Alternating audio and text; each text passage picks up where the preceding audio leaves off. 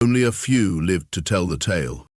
The War Council chamber aboard the inevitable Victory sparkled with the polished medals and gleaming tentacle sheaths of the Valkyrian Empire's highest-ranking military officials.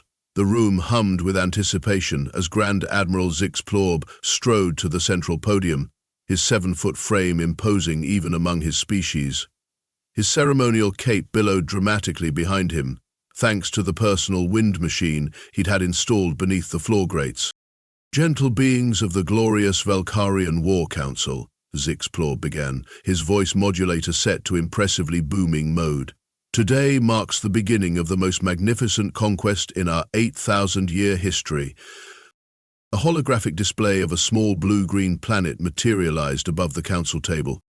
"Behold, Earth." He gestured with 3 of his upper appendages. "A primitive world of carbon-based bipeds whose most advanced technology is something called a smartphone. Though our intelligence suggests there is nothing particularly intelligent about these devices or their users." The council members chittered in amusement, mandibles clicking appreciatively at the Admiral's wit. "Our surveillance has been thorough," Zix Plorb continued, tapping a control that displayed intercepted broadcasts. Images flashed by, humans competing to guess retail prices, families solving puzzles for cash and vacations, and something involving humans living together in small dwellings while an invisible audience laughed at their misfortunes. As you can see, they are obsessed with trivial competitions and spend much of their time watching artificial families engage in scripted conflicts. Their military capability is minimal. He displayed a clip from the A-Team, where thousands of bullets cause 0 casualties. They cannot even hit targets at point-blank range.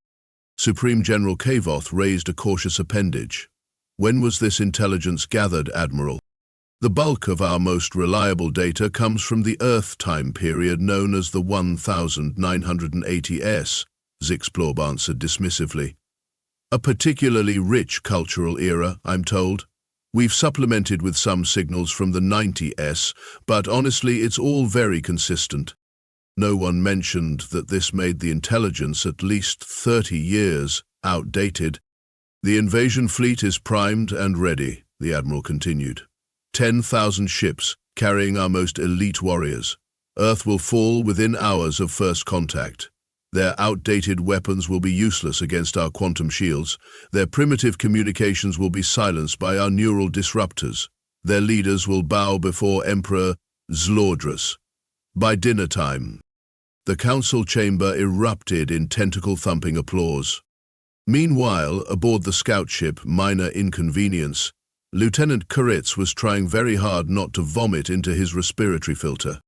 "Pre-invasion formation in 3 cycles, Lieutenant," chirped his navigation officer, a fresh academy graduate, whose enthusiasm made Kritz's headrest ache. "Excellent," Kritz replied, hoping he sounded authoritative and not like someone who had barely passed tactical school with a D-. "Maintain position and prepare for the glory of first contact." As the junior officers scurried to their stations, Kritz slumped in his command chair, his inner monologue racing. "I shouldn't be here. I've failed Invasion Tactics 101 3 times. The only reason I have this commission is because Uncle Zariel makes that spicy thorax casserole the Emperor loves so much."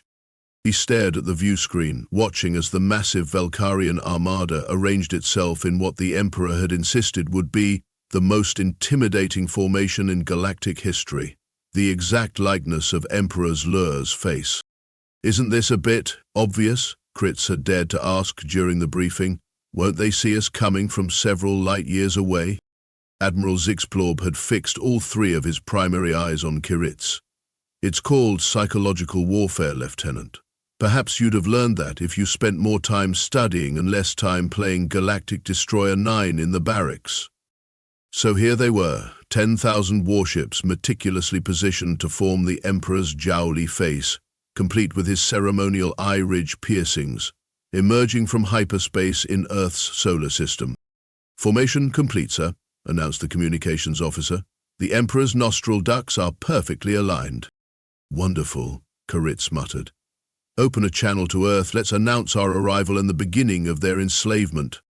The communications officer tapped at his console, mandibles clicking with excitement.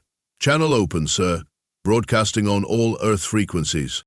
Kritz straightened his posture, mentally rehearsing the terrifying speech he'd prepared, the one that was supposed to make humans tremble in fear and surrender immediately. The view screen remained blank. "Are we broadcasting?" Kritz asked. "Yes, sir. Full power. They should be responding with panic and pleas for mercy any moment now." Minutes passed. The bridge crew exchanged nervous glances. "Perhaps their primitive technology needs time to process our superior communication methods," Kat suggested, not believing it himself. Then finally the view screen flickered to life. Instead of a visual, a simple text message appeared. "New communicator, who dis?" Kritz blinked all four of his eyelids in confusion. "What does that mean? Is that their surrender code?" The communications officer shrugged his upper thorax. "Unknown, sir. Should I inform Admiral Zixplob that we've made contact?" Kritz stared at the message, a creeping sensation of doom crawling up his spine segments. "Yes," he said finally, "and perhaps suggest that the Admiral prepare contingency plans. Commence Operation Planetary Subjugation," Admiral Zixplob announced with a dramatic sweep of his ceremonial invasion cape. The command center erupted in coordinated tentacle clicking. They'd practiced for hours. Across the Valkyrian fleet, 10,000 ships began their descent toward Earth's surface, targeting what their outdated maps identified as centers of power, mostly shopping malls, baseball stadiums, and the headquarters of defunct video rental chains. In Chicago, Sarah Chen smoothed down her dress and checked her lipstick one last time in her compact mirror.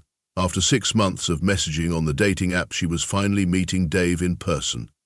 The Italian restaurant he'd chosen had perfect reviews, and she'd splurged on a new outfit for the occasion.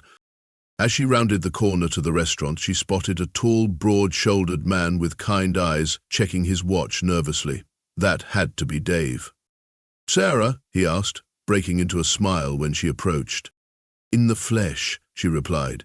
"Much better than a profile pic, right?"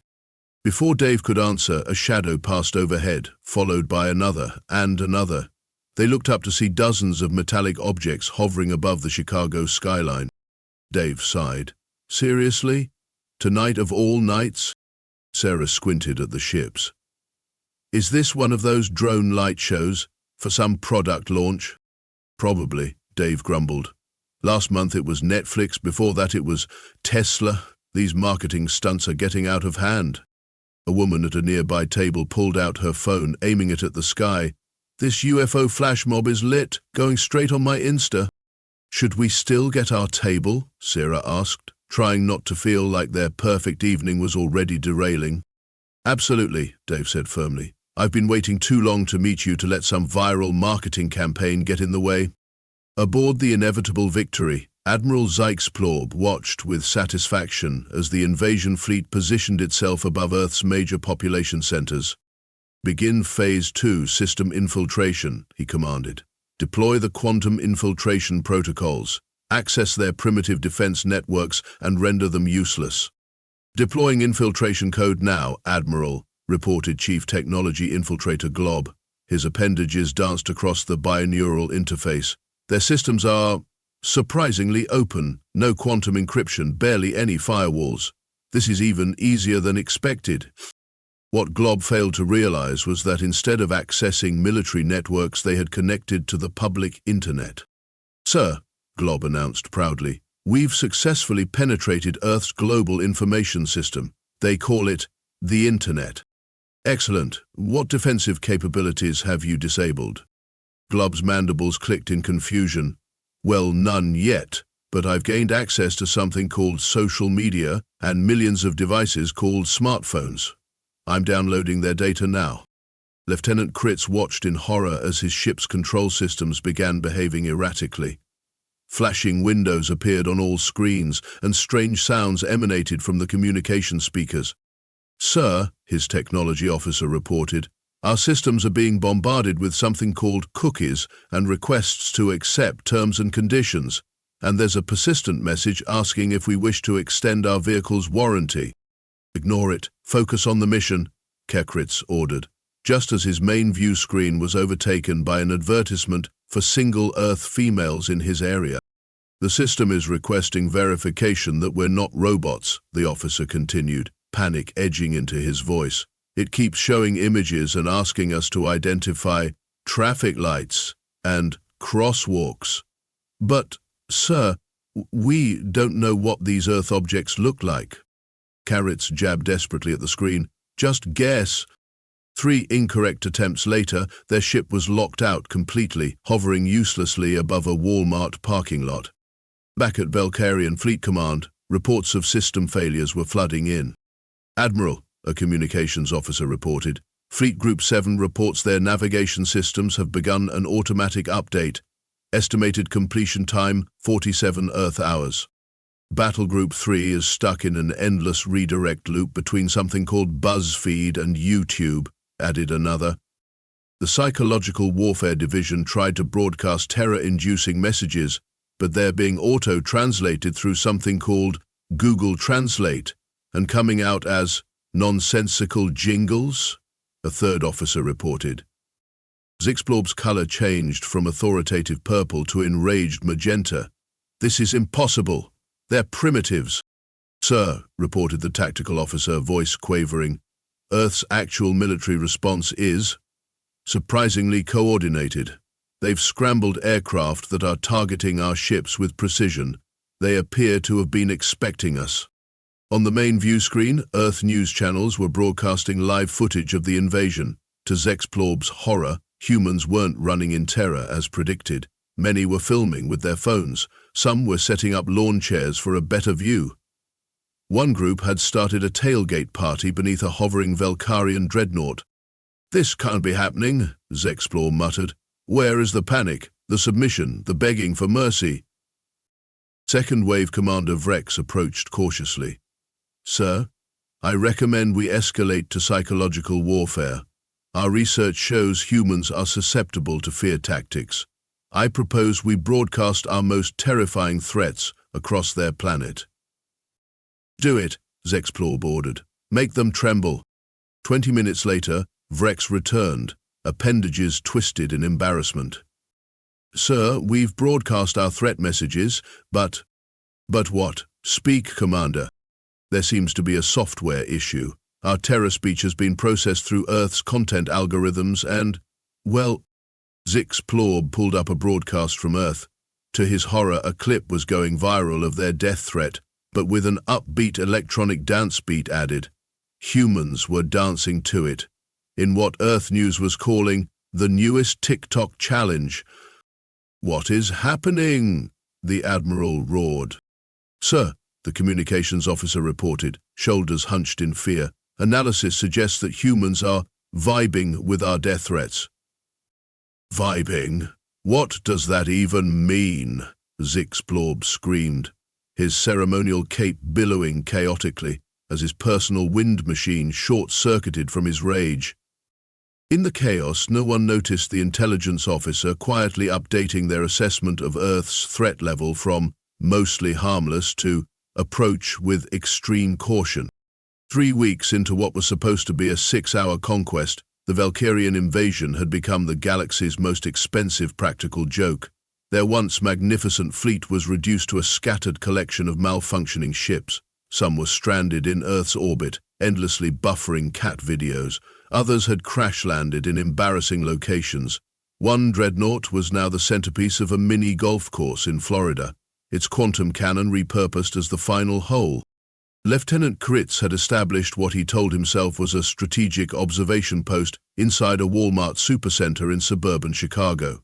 After crash-landing in the parking lot 3 weeks ago, he'd abandoned his ship, now serving as an impromptu skateboard ramp for local teenagers, and infiltrated human society using the most sophisticated disguise technology available to Valkyrian intelligence, a name tag and a blue vest.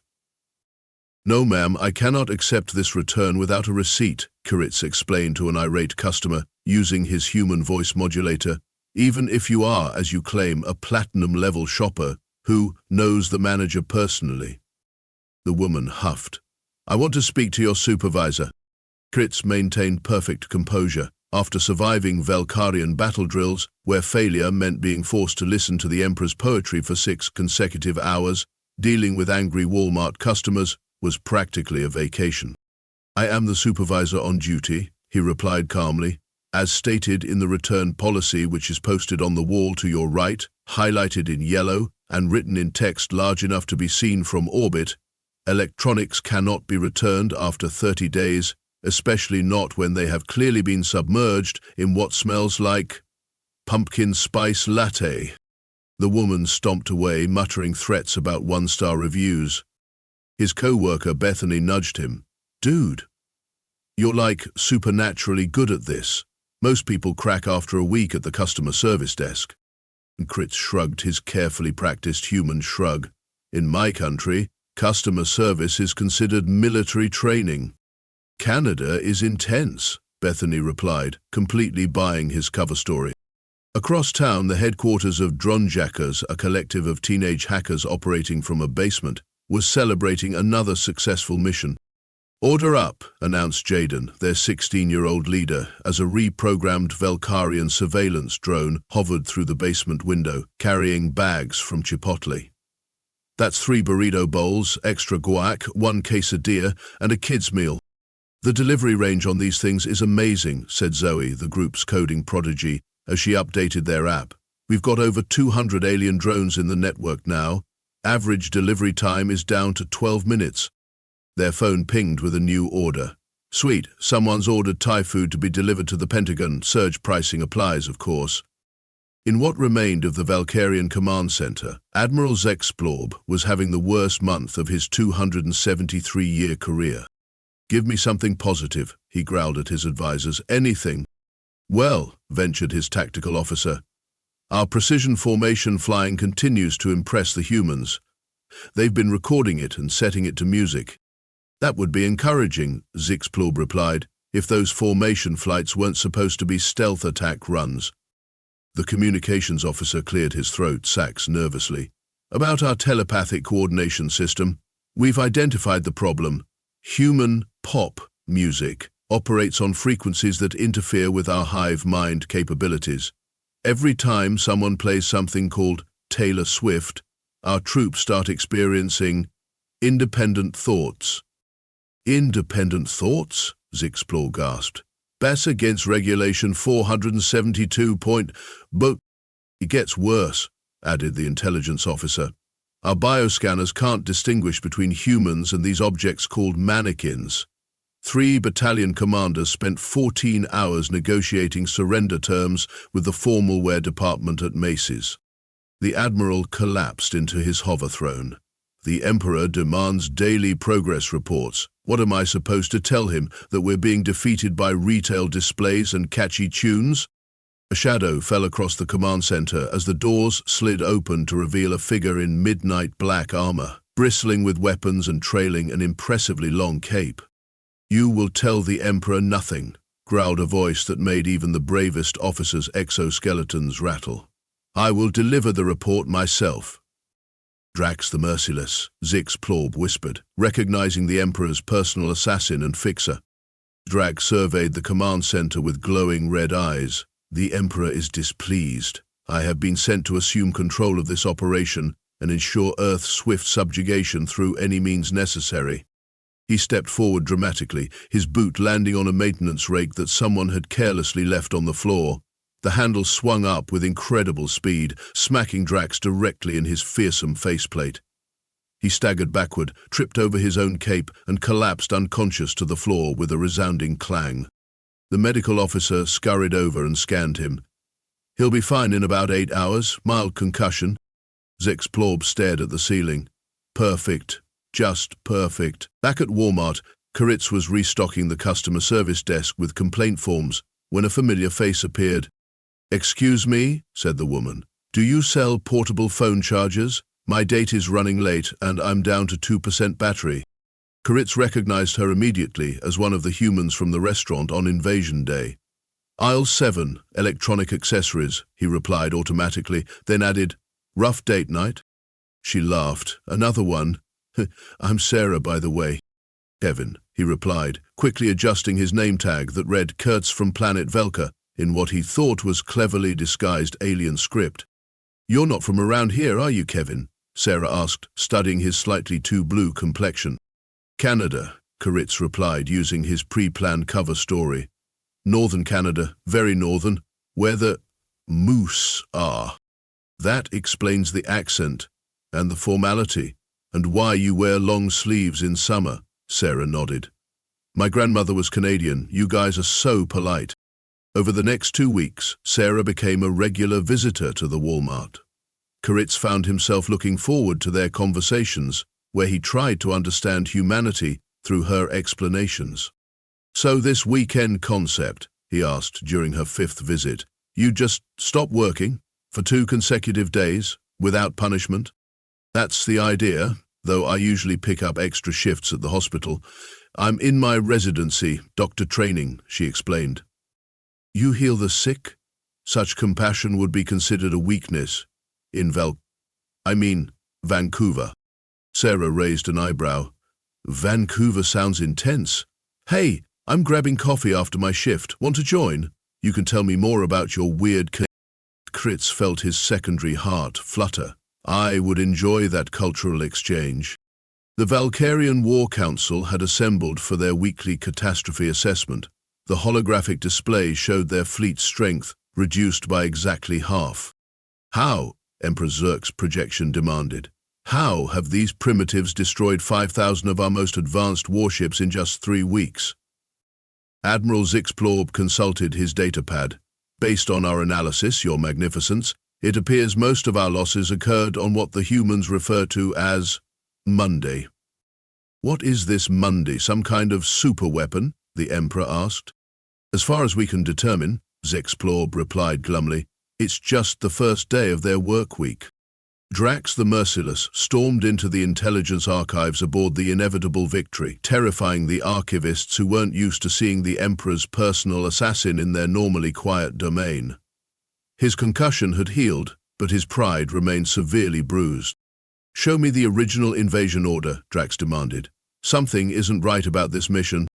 The head archivist, a withered Valkyrian named Scriblax, hobbled over with a data crystal.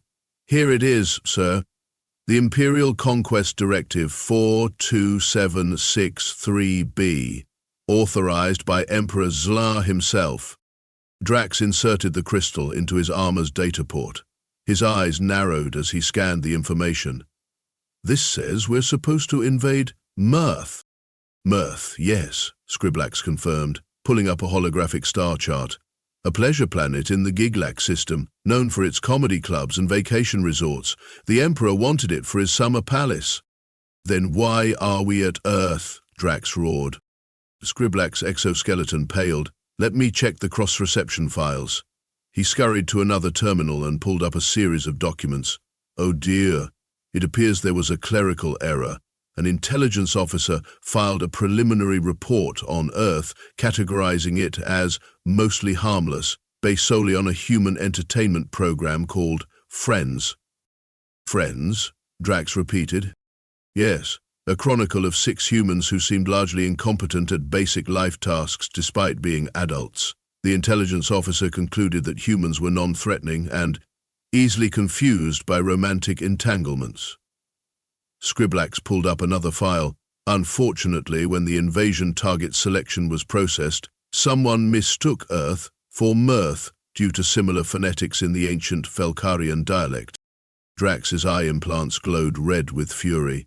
"You telling me we've lost 5,000 warships because someone couldn't spell?" "Technically, sir, it's more of a pronunciation issue." "Silence!" Drax grabbed the data crystal and stormed out, his cape billowing threateningly. When Drax burst into the command center to reveal his findings, Admiral Zixplorb was in the middle of his daily self-affirmation ritual. "I am a successful admiral," Zixplorb was repeating to his reflection. "Minor setbacks are just opportunities for glorious comebacks. I will not be reassigned to the waste extraction fleet." "Admiral," Drax bellowed, causing Zixplorb to yelp and spin around. "This entire invasion is based on a clerical error. We're attacking the wrong planet." Zixplorb blinked rapidly. Preposterous. The Emperor authorized the invasion of Mirth, not Earth. Someone in intelligence misread the directive. The command center fell silent as officers turned to stare. That can't be right, Zexplorb stammered. We've committed too many resources. The Emperor's reputation is at stake. My career is at stake. Drax thrust the data crystal toward him. See for yourself. After reviewing the evidence, Zexplorb's color drained to a sickly beige. If this gets out, I'll be feeding the Emperor's pet slime beast for the next century. His posture suddenly straightened. No, we cannot turn back now. We must press forward. Are you insane? Drax asked. This planet is clearly more dangerous than we anticipated. Which is precisely why we must conquer it, Zexplorb declared, his voice rising with desperate bravado. If we succeed despite all odds, our error becomes a triumph. The Emperor will never need to know about the mistake. He spun toward his communications officer. Order all remaining ships to mobilize for a final, overwhelming assault. We will hit every major human city simultaneously. No more tactical restraint, no more careful planning, just pure Valkyrian fury. Drax started to object, but Zexplorb cut him off. That's an order, Drax. Even you must obey direct orders from an Imperial Fleet Admiral. Drax's hand twitched toward his disintegrator pistol, then stopped. Fleet regulations were clear. Even the Emperor's assassin couldn't countermand a wartime directive from the commanding admiral without explicit Imperial authorization. And getting that would mean admitting the mistake. Fine, Drax growled. But I'll be documenting every moment of this fiasco for the Emperor's review. At Walmart, Kairitz was folding return sweaters when his emergency communicator vibrated. He'd kept it on him despite radio silence for weeks, knowing it would only activate for priority fleet-wide transmissions. The message was brief. All Valkyrian forces prepare for final assault. Earth will fall by dawn. Kairitz felt his heart sink. While most of his comrades were obsessed with military glory, his 3 weeks among humans had shown him a different side of Earth. These weren't the bumbling idiots from old sitcoms. They were complex, resourceful beings who loved discount hunting and complaining about management. Activities Kairitz had come to appreciate himself. And then there was Sarah, who brought him coffee and explained human concepts like weekend brunch and student loan debt with remarkable patience. He couldn't let them die. Decision made, Kairitz ripped off his name tag, marched to the time clock and punched out. Family emergency, he told Bethany. I need to visit my friend Sarah. Sarah opened her apartment door to find Kairitz standing there, visibly agitated. Kevin? What's wrong? You look like you've seen a ghost. Sarah, I need to tell you something important, Kairitz said, stepping inside. I'm not from Canada. She raised an eyebrow. Yeah, I knew that. You did. Your employee badge literally says Kairitz from planet Velkar in alien script that looks suspiciously like Comic Sans. Kairitz stared at her. You can read Velkarian? No, but I can use Google Lens, she replied, holding up her phone. Plus, you have blue skin, 4 fingers, and you tried to pay for coffee with spacecraft parts last week. But if you knew I was an alien, why didn't you report me? Turn me in? Sarah shrugged. You seemed harmless, and honestly, you're the best customer service rep Walmart's ever had.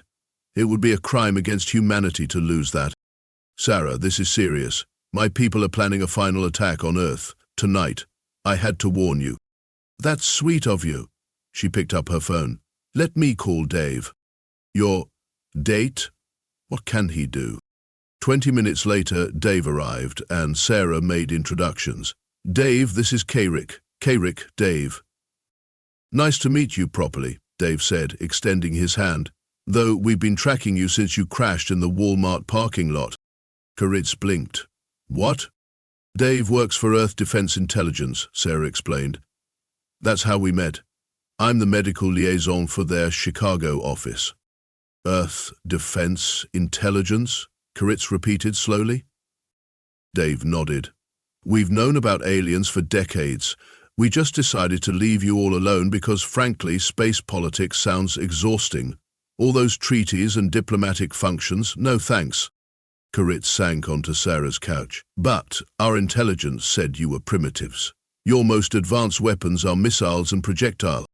That's what we wanted you to think, Dave grinned. Those old TV shows and broadcasts, we've been beaming that stuff into space deliberately. It's our best defense, seeming harmless. But now your admiral is forcing our hand, Zara added. Dave needs to know their attack plan. Kreitz hesitated only briefly before spilling everything. And the worst part, he concluded, is that this whole invasion was a mistake. We were supposed to invade Mirth, a vacation planet. Someone filed Earth under mostly harmless after watching Friends. Dave burst out laughing. They thought we were all like Ross and Rachel? That's priceless. He pulled out a secure phone. We need to activate the FIOS system. FIOS? Kiritz asked. Friendly Internet Overwhelming System, Sarah explained. Our actual defense network. As the remaining 5,000 Velkarian ships positioned themselves for the final attack, Admiral Zaxplorb gave a rousing speech to his troops. Today we will erase our setbacks. Today we will show these humans the true might of the Velkarian Empire. Today we... He was interrupted by a notification sound from the main computer. Ding! What was that? He demanded. Unknown, sir, replied the technology officer. But all our ships are receiving a transmission from Earth. It appears to be an update to our operating systems.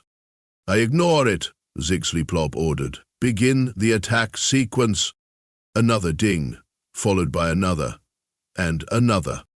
Across the fleet, confusion spread as Velkarian warships began experiencing strange symptoms. Navigation screens were replaced with subscription offers. Weapon systems opened pop-up advertisements. Life support systems started installing language packs. What's happening? Zaxplorb shrieked as his command console transformed into a dating app interface.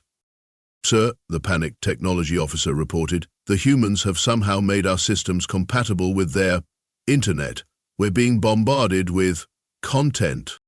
On the bridge of the inevitable victory, chaos reigned.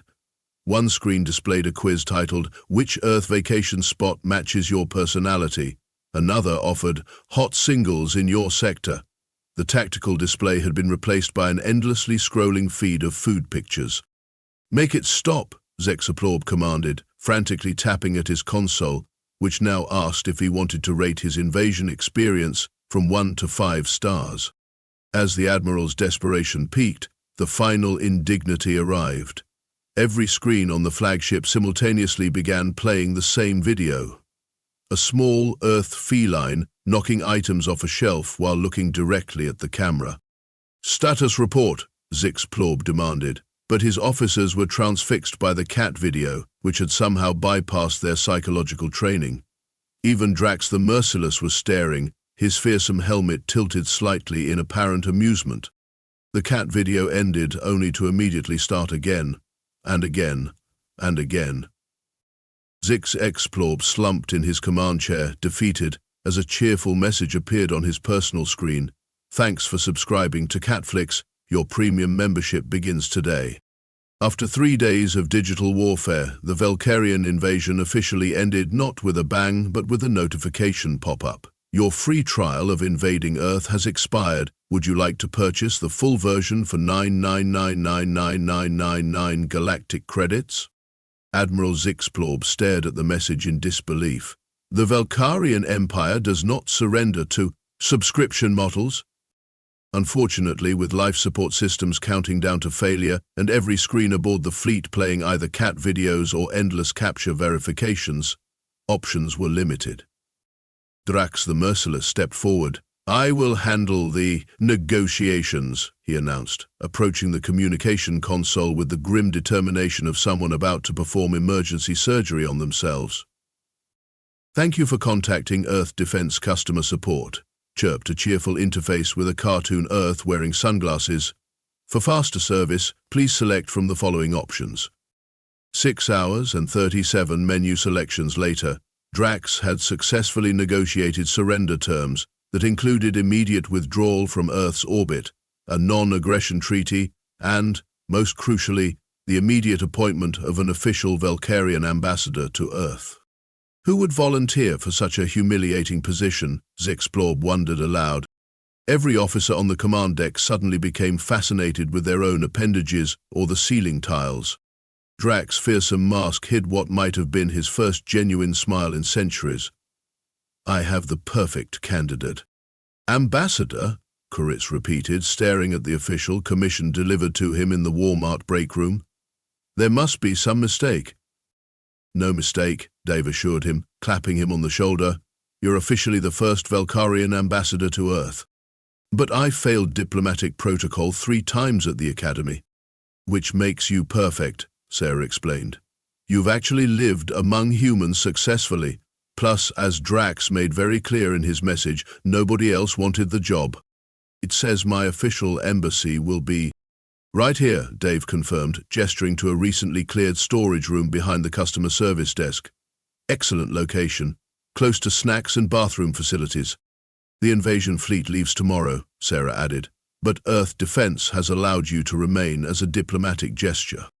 Also because your ship is now being used for TikTok challenges, Dave noted. Ketz felt his exoskeleton heating with anxiety. I don't know the first thing about being an ambassador. Sarah smiled. That's why you have us. We'll teach you everything about Earth customs, starting with the most important one, weekends. 2 months later, interplanetary relations had stabilized into an awkward but peaceful coexistence. Emperor Zulrex had sent a formal apology gift basket, which remained stuck in customs due to the live congratulatory singing fungus inside. Earth's governments collectively agreed to classify the invasion attempt, officially labeling it as an elaborate marketing stunt for a streaming service. While most accepted this explanation, conspiracy theories about the alien Walmart guy flourished online. Admiral Zexplorb was reassigned to a position of great importance, managing the Emperor's social media accounts. His first campaign created an unfortunate hashtag that translated to Emperor's Law X meets his own youngsters, which officials insisted was merely a punctuation error. Koritz, meanwhile, discovered an unexpected talent for cultural exchange. His video series, Koritz Learns Earth Things, became a sensation both on Earth and, secretly, throughout the Valkyrian Empire. His explanation of casual Fridays caused revolution in the notoriously formal imperial bureaucracy. The non-aggression treaty between Earth and the Valkyrian Empire included a special clause explicitly stating that Earth retains all rights to its memes, which the Valkyrian Empire acknowledges as weapons of mass distraction. To cultural misunderstandings that somehow didn't end in planetary destruction, Sarah laughed, raising her wineglass across the table at Gino's Italian restaurant, the same place she and Dave had tried to have their first date when the invasion began. To learning that not all Earth customs involve screaming at retail workers, Koritz replied, clinking his glass gently against hers, having finally mastered the art of Earth toasting without shattering glassware. As they enjoyed their dinner, Korit's communicator chimed with a priority message from the Emperor himself. He excused himself briefly and returned, looking bewildered. What is it? Sarah asked. Not another invasion, I hope? No, Kadris said slowly. The Emperor wants to know if humans would be interested in an alliance. Apparently, there's another empire that's been intercepting Earth broadcasts and thinks Game of Thrones is a documentary. They're concerned about your dragons.